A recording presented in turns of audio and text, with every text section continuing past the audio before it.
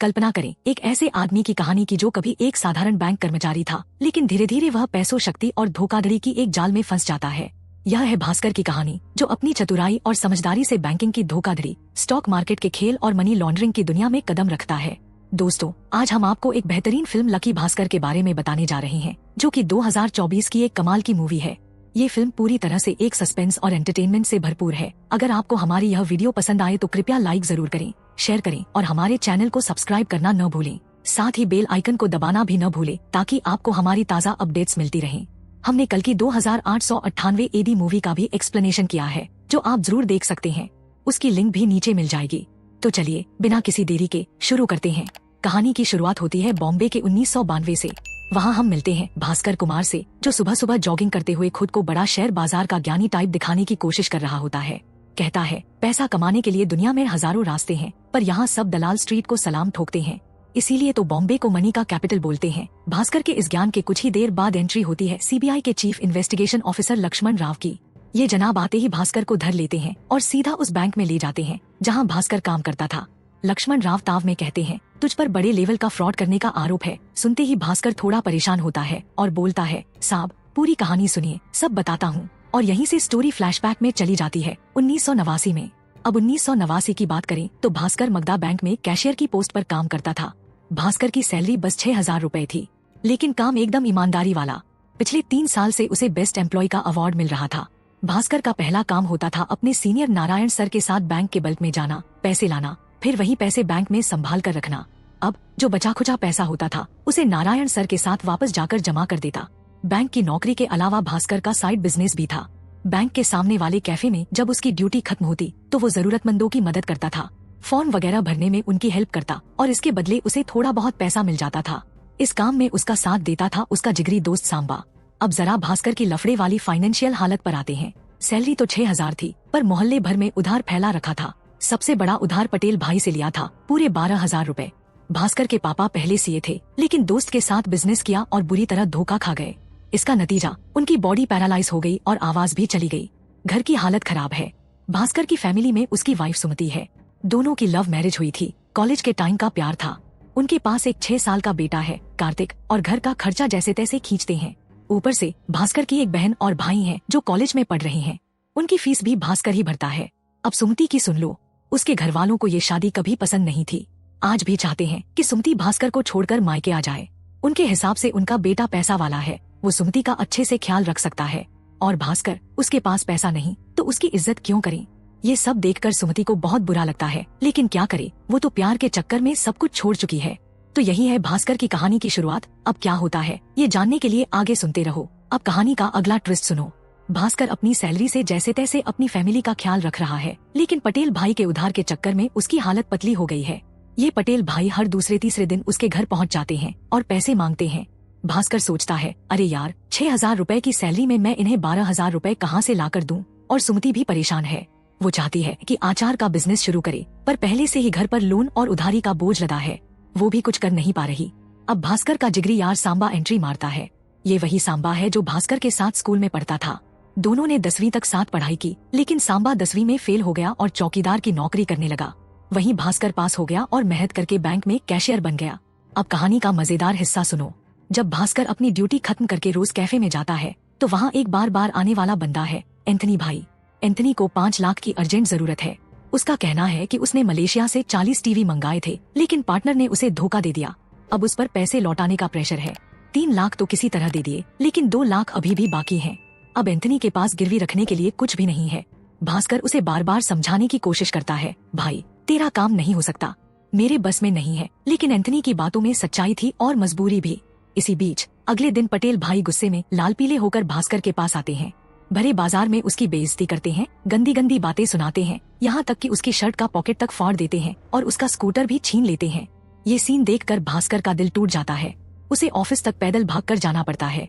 जब वो बैंक पहुंचता है तो वहाँ एक और झटका इंतजार कर रहा होता है। जिस पोस्ट के लिए उसे प्रमोशन मिलना था वो किसी और को दे दिया गया है। रीजनल मैनेजर से बात करता है तो जवाब मिलता है, वो तुमसे ज्यादा काबिल है। लेकिन असल बात ये थी कि वो बंदा रीजनल मैनेजर का रिश्तेदार था। भास्कर को ये बात पता चलती है तो वो गुस्से में मैनेजर से भिड़ जाता है, लेकिन मैनेजर उसे धमकी देता है, ज्यादा उछलो मत, तुम्हारा कैफे वाला चक्कर अगर जीएम को बता दिया तो नौकरी गई समझो। भास्कर मजबूरी में माफी मांगता है, लेकिन अंदर ही अंदर बहुत दुखी हो जाता है। 3 साल से ईमानदारी से काम कर रहा हूँ और ये सिला मिला, यही बात उसके दिमाग में घूम रही होती है। फिर वो टॉयलेट से बाहर आता है और अपने दोस्त सांबा से मिलता है। दोनों थोड़ी देर मस्ती करते हैं और फिर भास्कर कैफे में जाता है। वहाँ उसने एंथनी भाई को बुलाया हुआ था। भास्कर एंथनी से पूछता है, अगर मैं तुझे 2 लाख दूं तो तू मुझे कितना रिटर्न देगा? एंथनी कहता है, भाई मैं तुझे संडे तक 2 लाख के साथ 20% मुनाफा भी दे दूंगा। ये सुनकर भास्कर उसे पैसे दे देता है। एंथनी और सांबा दोनों मिलकर टीवी का माल बचाने निकल जाते हैं। उसी रात एंथनी और सांबा वापस भास्कर के घर आते हैं। भास्कर को उम्मीद थी कि पैसे संडे तक मिलेंगे, लेकिन एंथनी भाई पहले ही दिन पैसे लेकर हाजिर हो जाते हैं। उसने जो वादा किया था उससे ज्यादा मुनाफा भी दे देता है। बस यहीं से भास्कर के दिमाग में पैसे कमाने का नया आइडिया आता है। अब कहानी और मजेदार हो गई है। असल में एंथनी भाई टीवी मंगाते थे। मलेशिया से टीवी को स्पेयर पार्ट्स दिखाते थे पोर्ट में। वो टीवी उन्हें 40,000 का सामान सिर्फ 10,000 में पड़ता था और फिर वो उन्हें बेचकर तगड़ा मुनाफा कमाते थे। यही देखकर भास्कर ने भी उनके साथ काम शुरू कर दिया। अब जो बल्ब से वो पैसा लाता और वापस रख देता था, वो सारा धंधा इसी कमाई का हिस्सा था। धीरे धीरे भास्कर के पास काफी पैसा आने लगा। अब पैसे तो आ रहे थे, लेकिन घर में सुमति को शक होने लगा। उसने पूछ ही लिया, इतना सारा पैसा कहाँ से आ रहा है? भास्कर ने भी चालाकी से जवाब दिया, मैं अपने दोस्त के साथ इम्पोर्ट एक्सपोर्ट का बिजनेस कर रहा हूँ। देखो, भास्कर ने झूठ तो नहीं बोला, बस थोड़ा सा सच घुमा फिरा कर पेश कर दिया। फिर एक दिन आया भास्कर के बेटे कार्तिक का बर्थडे। सब लोग बहुत खुश थे। पार्टी में एंथनी भाई भी आए हुए थे। उन्होंने भास्कर से कहा, भाई मेरा बेटा अमेरिका में रहता है, वो मुझे वहाँ बुला रहा है। अब मैं चाहता हूँ कि यहाँ से बहुत सारा पैसा लेकर जाऊँ ताकि मैं अपने बेटे के ऊपर बोझ ना बनूं। इसीलिए मैं एक आखिरी बड़ा काम करना चाहता हूँ। एंथनी भाई बताते हैं कि मलेशिया से 3 इम्पोर्टेड कार आ रही हैं। उन कारों की कीमत 10 लाख है, लेकिन अगर उन्हें बेचेंगे तो कम से कम 50 लाख का मुनाफा होगा। भास्कर को ये डील सुनकर बढ़िया लगती है, लेकिन प्रॉब्लम ये थी कि अब तक भास्कर बल्ब से सिर्फ 1 लाख रुपए तक ही निकालता था। इस बार उसे पूरे 10 लाख निकालने थे। नारायण सर की चौकसी सबसे बड़ी दिक्कत थी। वो हमेशा बल्ब के आसपास ही रहते थे। भास्कर ने सोचा, इनको कैसे बिजी रखूं। भास्कर ने तब एक मास्टर प्लान बनाया। जब पैसे वापस रखने का वक्त आया, भास्कर ने सांबा से कहा, नारायण सर को कॉल कर और उन्हें किसी बात में उलझा ले। जैसे ही नारायण सर फोन पर व्यस्त हुए, भास्कर ने झट से 10 लाख रुपए सूटकेस में डाल लिए। भाई साहब, काम तो हो गया, लेकिन कहानी यहीं खत्म नहीं होती। असल प्रॉब्लम ये थी कि जिनसे कारों की डील की गई थी, वो बंदा अब जेल में था और अब उनके पास कोई और डीलर भी नहीं था। लेकिन अभी उनके पास 2 दिन थे। भास्कर ने कहा, आज रात को ही नया डीलर ढूंढते हैं। एंथनी भाई ने पूरी जान लगा दी। उन्होंने हर कार डीलर को कॉल किया। घंटों की मेहनत के बाद उन्हें रात को एक बंदे का पता चला जो गोवा में था। वो इन कारों को खरीदने के लिए तैयार था। अब कहानी गोवा की तरफ मुड़ रही है। भास्कर और एंथनी भाई का अगला स्टेप क्या होगा, ये देखना दिलचस्प होगा। अब कहानी ने पूरा सस्पेंस और मजा बढ़ा दिया है। तो हुआ ये कि गोवा का सीन बड़ा फिल्मी था। सबसे पहले भास्कर और एंथनी ने उन तीनों कारों पर सरकारी नंबर प्लेट लगाई ताकि कोई उन्हें रोके नहीं। पर किस्मत को और कौन रोकेगा। बीच रास्ते में पुलिस वालों ने पकड़ लिया। अब भास्कर ने यहाँ भी अपने तेज दिमाग का इस्तेमाल किया। भास्कर ने सड़क पर बैठे भिखारियों को नेता की ड्रेस पहना दी और पुलिस वालों से कहा, ये सीएम साहब हैं, इन्हें जाने दो। लेकिन पुलिस वाले मानने वाले कहाँ थे। तब भास्कर ने और धमाकेदार प्लान बनाया। एक बार डांसर को बुलवाया और पुलिस वालों से बोला, ये लड़की संजय दत्त की अगली फिल्म की हीरोइन है। ये नेताजी के साथ घूम रही है, तुम इन्हें रोक नहीं सकते। पुलिस वाले डर गए कि कहीं नौकरी न चली जाए और उन्हें जाने दिया। गोवा पहुँचते ही उन कारों को बेच दिया और मालामाल हो गए। एंथनी भाई का बड़ा सपना पूरा हो गया और वो अगले ही दिन अमेरिका अपने बेटे के पास चले गए। जाते जाते उन्होंने भास्कर से कहा, जब भी मदद चाहिए याद रखना। अब असली ट्विस्ट आया। भास्कर जब बैंक में 10 लाख वापस रखने पहुंचा तो वहां पुलिस का जमावड़ा था। अंदर पहुंचा तो उसे पता चला कि रीजनल मैनेजर और एजीएम को फ्रॉड के जुर्म में गिरफ्तार कर लिया गया है। भास्कर के माथे पर पसीना आ गया। वो सूटकेस में पैसे लेकर अंदर गया और नारायण सर से कहने लगा, 50 लाख लेकर आया हूँ। इसी बीच जीएम साहब भी आ गए और भास्कर से बोले, इस सूटकेस में क्या है, खोलो और दिखाओ। भास्कर ने बहाना मारा कि वो गांव से सीधे बैंक आया है, इसलिए सूटकेस घर नहीं ले जा पाया। जीएम ने नारायण सर से पैसे गिनने को कहा। यहाँ भास्कर का प्लान मास्टर स्ट्रोक था। उसने पहले ही सूटकेस के पैसे निकालकर एक बॉक्स में छुपा दिए थे। जब नारायण ने गिनती की तो वहाँ 40 लाख निकले। तभी नारायण को पास में रखी बॉक्स दिखी। उसने उसमें रखे 10 लाख भी गिन लिए। पूरे 50 लाख हो गए। भास्कर बाल बाल बच गया। अब भास्कर के पास अपने हिस्से के 10 लाख थे। अगले दिन वो अपने भाई को अमेरिका भेजने के लिए पैसे दे देता है। अमेरिका में इंजीनियरिंग करने के बाद उसे 20 लाख सालाना की नौकरी मिलने वाली थी। अब भास्कर की जिंदगी बदलने वाली थी। बैंक के सीनियर मैनेजमेंट ने उसे प्रमोशन देकर असिस्टेंट जनरल मैनेजर बना दिया। उसकी सैलरी 19,500 हो गई। भास्कर खुशी खुशी जिंदगी जीने लगा। लेकिन कहानी का असली सस्पेंस अब खुलता है। एक दिन सीबीआई ऑफिसर लक्ष्मण राव भास्कर से पूछते हैं, तुम्हारी सैलरी सिर्फ 19,500 थी, फिर तुम्हारे अकाउंट में 100 करोड़ कैसे आए? अब भास्कर पूरी तरह से हक्का बक्का रह गया। ये तो बड़े लेवल का खेल हो गया। मामूली से बैंक कर्मचारी के अकाउंट में इतना बड़ा अमाउंट। असली सस्पेंस यही है कि भास्कर ने ये 100 करोड़ कैसे कमाए और अब सीबीआई उससे क्या करने वाली है। भास्कर का जीवन अब पूरी तरह बदल चुका था। एक साधारण बैंक कैशियर से वह अब अपने इलाके का सबसे बड़ा और अमीर आदमी बन गया था। उसने हर्षद मेहरा के बैंकिंग घोटालों को करीब से समझा और खुद को इस खेल में शामिल कर लिया। बैंक से लोन के पैसे को स्टॉक मार्केट में निवेश कर और शेयर की कीमतों को बढ़ाकर मुनाफा कमाने का फॉर्मूला उसने अपना लिया था। भास्कर ने सूरज से शर्तें रखी कि हर लेनदेन पर उसे 1% कमीशन मिलेगा और कोई भी शेयर खरीदने या बेचने से पहले उसे जानकारी दी जाएगी। यह डील भास्कर के लिए फायदेमंद साबित हुई और उसकी संपत्ति दिन ब दिन बढ़ती चली गई। लेकिन यह पैसा काला था जिसे सफेद करना जरूरी था। इस समस्या का समाधान उसे एंथनी के एक जानकार अनवर से मिला। अनवर ने उसे लॉटरी में फिक्सिंग का तरीका बताया। भास्कर ने पैसा देकर एक लॉटरी जीत ली। 25 लाख की लॉटरी से टैक्स कटने के बाद उसे 17 लाख मिले, जो अब कानूनी तौर पर सफेद पैसा बन चुका था। यह पहली बार था जब भास्कर ने अपने काले धन को सफेद बनाने का रास्ता खोजा। जैसे जैसे भास्कर अमीर होता गया, उसकी जीवन शैली बदल गई। उसने अपनी बहन की शादी धूमधाम से की, सुमति का आचार का बिजनेस शुरू करवाया और अपनी पसंद की महंगी कार खरीदी। पटेल भाई, जो पहले उसे परेशान करते थे, अब उसके सामने सिर झुकाने लगे। भास्कर ने पैसे से अपनी हर चाह पूरी कर ली थी, लेकिन इस सब के बीच कुछ ऐसा था जो खोता जा रहा था, उसका व्यवहार और रिश्तों की गर्माहट। सुमति ने गौर किया कि भास्कर अब किसी से ठीक से बात नहीं करता। उसके अंदर एक अजीब सा एटीट्यूड आ गया था। वह पैसे और सफलता में इतना डूब चुका था कि उसने अपनी पुरानी सादगी और रिश्तों की अहमियत खो दी थी। सुमति के लिए यह सब बहुत मुश्किल था। वह देख सकती थी कि भास्कर के पास सब कुछ होते हुए भी उसका असली सुख और सुकून कहीं खो गया था। अब सवाल यह था कि क्या भास्कर अपनी पुरानी खुशियां और सादगी वापस ला सकेगा या पैसा उसे पूरी तरह से निगल लेगा। उसकी अनैतिक कमाई और बदलते व्यवहार का क्या परिणाम होगा। कहानी इस मोड़ पर यह एहसास दिलाती है कि पैसा भले ही बहुत कुछ खरीद सकता है, लेकिन सच्चे रिश्ते और खुशियों की कीमत कोई नहीं चुका सकता। भास्कर की जिंदगी में तूफान आने लगा था। सुमति के साथ उसके झगड़े रोजमर्रा का हिस्सा बन गए थे। इस बीच कटारी बैंक के मैनेजर भास्कर से मिलने आते हैं। वे एक लॉकर खुलवाने की बात करते हैं, लेकिन उनकी नजर अचानक बैंक रिसीप्ट पर पड़ती है और उनके होश उड़ जाते हैं। उन्हें पता चलता है कि हर्षद मेहरा ने उनके नकली दस्तावेज बनाकर मगधा बैंक से 90 करोड़ रुपए का लोन लिया है। यह खबर सुनकर वे गहरे सदमे में आ जाते हैं। उन्हें एहसास होता है कि अगर यह घोटाला उजागर हुआ तो कटारी बैंक के मैनेजर और मगधा बैंक के एजीएम दोनों जेल जाएंगे। इस सदमे से उन्हें दिल का दौरा पड़ता है और उनकी वहीं मौत हो जाती है। भास्कर इस घटना से बुरी तरह हिल जाता है। वह सूरज से जवाब मांगता है और कहता है कि अगली बार पैसे सेटल किए बिना कोई ब्याज नहीं चलेगी। सूरज गुस्से में जवाब देता है कि भास्कर भी इस खेल का हिस्सा है और उसे धमकियां देने का कोई हक नहीं। भास्कर को समझ में आ जाता है कि वह कितनी गहरी मुसीबत में फंस चुका है। तभी पुलिस स्टेशन से कॉल आता है, जिसमें पता चलता है कि उसका दोस्त सांबा गिरफ्तार हो चुका है। सांबा बताता है कि उसने गैरकानूनी कामों में कदम रखा, जिसके कारण वह पूरी तरह बर्बाद हो गया। उधर सुमति की फैमिली को भी आर्थिक मदद की जरूरत थी, लेकिन भास्कर उनकी मदद करने से इनकार कर देता है। यह वही लोग थे जिन्होंने पहले सुमति की मदद करने से इनकार किया था। सुमति की मां नाराज होकर उससे कहती है कि आचार के बिजनेस का आइडिया उसका था। गुस्से में सुमति अपने बिजनेस को पूरी तरह बर्बाद कर देती है।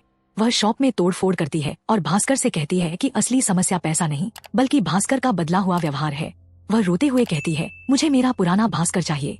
अगर मेरे पास दुनिया भर का पैसा भी हो तब भी मैं खुश नहीं रहूंगी। इस झंझावात के बीच भास्कर के पिता, जो अब तक चुप थे, पहली बार बोलते हैं। वे भास्कर से कहते हैं, मुझे तुम्हारे हर फ्रॉड के बारे में सब कुछ पता है।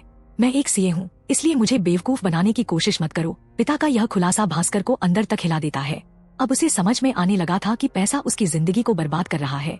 भास्कर के जीवन में उस दिन से बदलाव आना शुरू हो गया जब उसके पिता ने उससे कहा, जुआ खेलना बुरा नहीं है, लेकिन उसे कब रोकना चाहिए, यह सबसे बड़ी बात है। यह बात भास्कर के दिल को गहराई से छू गई। उसने समझ लिया कि अब समय आ गया है जब उसे खुद को बदलना होगा। अगले ही दिन जब सूरज बैंक रिसीप्ट पर साइन करवाने आया तो भास्कर ने साइन करने से मना कर दिया। सूरज बार बार दबाव बनाता रहा, लेकिन भास्कर ने हर बार उसे नजरअंदाज कर दिया। इस बीच भास्कर ने अपने पुराने गुनाहों का प्रायश्चित करना भी शुरू कर दिया। उसने पटेल भाई से माफी मांगी और उनकी टूटी हुई स्कूटर की भरपाई की। भास्कर का बदला हुआ व्यवहार सुमति को भी दिखने लगा। उसने सुमति से वादा किया, मैं कितना भी पैसा कमा लूं या बड़ा आदमी बन जाऊं, लेकिन तुम्हारे लिए मैं हमेशा वही पुराना भास्कर रहूंगा। कुछ ही दिनों बाद बैंक मैनेजर ने भास्कर को बुलाकर पूछा कि वह बीआर पर साइन क्यों नहीं कर रहा। भास्कर ने साफ साफ कहा कि वह इन दस्तावेजों पर साइन नहीं करेगा क्योंकि पुराने सेटलमेंट अब तक नहीं हुए हैं। मैनेजर ने उसे धमकाने की कोशिश की, लेकिन भास्कर अडिग रहा। आखिरकार उसने अपना इस्तीफा दे दिया। उसने सभी बैंक कर्मचारियों के सामने कहा, मैंने इस बैंक को अपनी माँ की तरह माना है और मैं इसके साथ गद्दारी नहीं कर सकता, इसलिए मैं जा रहा हूँ। कहानी यहाँ वर्तमान में लौटती है। सीबीआई अधिकारी लक्ष्मण राव, जो मगधा बैंक के मैनेजर के साथ मिले हुए थे, भास्कर पर दबाव बनाते हैं। वे उससे कहते हैं कि अब उसे अपने सारे पैसे लौटाने होंगे। उन्होंने बताया कि कटारी बैंक के नकली कागज और साइन दरअसल मगधा बैंक के मैनेजर ने ही तैयार किए थे। उन पैसों को हर्षद मेहरा स्टॉक मार्केट में लगाता था और बदले में बैंक को कमीशन मिलता था। लेकिन भास्कर ने खुद स्टॉक मार्केट और अन्य धंधों से करोड़ों रुपए कमाए थे। लक्ष्मण राव ने भास्कर को आदेश दिया कि वह 100 करोड़ रुपए का चेक हर्षद मेहरा के नाम से बनाए ताकि यह घोटाला दबा दिया जाए और ऐसा लगे कि कुछ हुआ ही नहीं। भास्कर ने चेक पर साइन कर दिए और उसे लगा कि अब उसका सब कुछ खत्म हो गया है। वह अपने सारे पैसे गंवा चुका था, लेकिन उसने किसी से यह बात नहीं बताई क्योंकि उसे पता था कि यदि वह मुंह खोलेगा तो खुद भी फंस जाएगा। अगले दिन जब मगधा बैंक के अधिकारी और सीबीआई टीम भास्कर का चेक जमा करने बैंक पहुंचे तो उन्हें एक चौंकाने वाली बात पता चली। भास्कर का बैंक अकाउंट पिछले 10 दिनों से डीएक्टिवेट था। भास्कर ने चालाकी से पूरा खेल पलट दिया था। वह उन सबको मात देकर अपनी नई जिंदगी की ओर कदम बढ़ा चुका था। भास्कर ने एक मास्टर प्लान बनाना शुरू कर दिया। उसने अपनी सारी योजनाओं को बड़े ही शातिर तरीके से अमल में लाया। पहले उसने अपना बैंक अकाउंट डीएक्टिवेट करवा लिया और अपने सभी पैसे धीरे धीरे निकाल लिए। भास्कर ने इस प्रक्रिया को इतनी सफाई से अंजाम दिया कि बैंक के सिस्टम में अभी भी उसके अकाउंट में करोड़ों रुपए शो हो रहे थे, क्योंकि बैंक की लॉग बुक का डेटा महीने के अंत में सिस्टम में अपडेट होता था। इसके साथ ही भास्कर ने आरबीआई में मगधा बैंक की धोखाधड़ी की शिकायत भी दर्ज करवा दी। इससे उसका नाम कानूनी रूप से साफ हो गया और वह अपने सभी पापों को पीछे छोड़ने में कामयाब रहा। जब सीबीआई और बैंक के अधिकारी भास्कर का चेक जमा कराने गए तो उन्हें पता चला कि भास्कर का अकाउंट बंद हो चुका है। इसके साथ ही भास्कर ने न केवल अपने पैसे निकाल लिए थे बल्कि अपने पूरे परिवार के साथ अमेरिका भाग गया था। उसकी चालाकी ने मगधा बैंक के सभी अधिकारियों और सीबीआई अधिकारी लक्ष्मण राव को जेल की सलाखों के पीछे पहुंचा दिया। इधर भारत में अधिकारी और बैंक कर्मचारी जेल में बैठकर सोचते रहे कि भास्कर ने किस तरह उन्हें धोखा दिया और खुद साफ सुथरा बच निकला। वहीं अमेरिका में भास्कर ने एक नया जीवन शुरू किया। उसने वहां एक बड़ा रेस्टोरेंट खोला और अपने परिवार के साथ एक शांत और ऐशो आराम की जिंदगी जीने लगा। कहानी के अंत में भास्कर अपनी जीवन यात्रा का सबक साझा करता है। वह कहता है, जुआ खेलें, पैसा कमाएं, लेकिन सबसे बड़ी बात यह है कि उसे कब बंद करना है यह याद रखना बेहद जरूरी है। भास्कर की कहानी यह सिखाती है कि चालाकी और समय पर सही निर्णय लेने से आप किसी भी स्थिति से बाहर निकल सकते हैं, लेकिन हर खेल का एक अंत होता है। तो दोस्तों, यह थी लकी भास्कर फिल्म की कहानी। उम्मीद है ये मूवी आपके दिल को छू लेगी। वीडियो को लाइक और चैनल को सब्सक्राइब कर लें। इस फिल्म में आपके फेवरेट सीन कौन सा है वो कमेंट कर देना, या फिल्म अच्छी लगी हो तो एटलीस्ट हार्ट दे देना, मुझे अच्छा लगेगा और मोटिवेशन मिलेगा। और अगला एक्सप्लेनेशन आप कौन से मूवी में देखना चाहेंगे वो भी कमेंट कीजिएगा। साथ ही साथ कल की 2898 एडी नाम की फिल्म को एक्सप्लेन किया है, वो भी बहुत ही बेहतरीन है, उसको भी देख लेना, उसका भी लिंक नीचे ही मिलेगा।